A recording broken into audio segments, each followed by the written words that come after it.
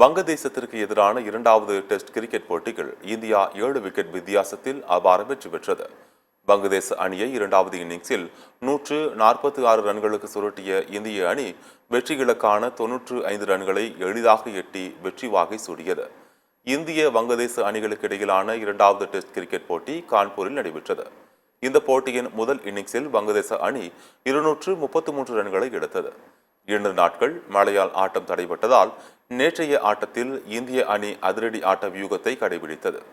போட்டிக்கு ஒரு நாளே மீதமிருந்த நிலையில் நேற்று முதல் இன்னிங்ஸை விளையாடிய இந்திய அணி வீரர்கள் அதிரடியாக விளையாடி 285 ரன்களை குவித்து டிக்ளேர் செய்தனர்.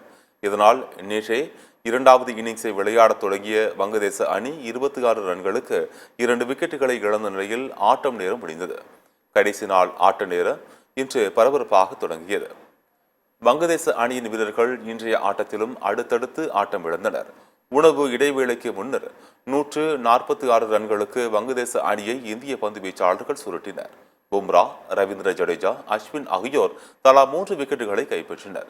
இதனை அடுத்து 95 ரன்கள் எடுத்தால் வெற்றி என்ற இலக்குடன் களமிறங்கிய இந்திய அணி எளிதாக வெற்றி பெற்றது.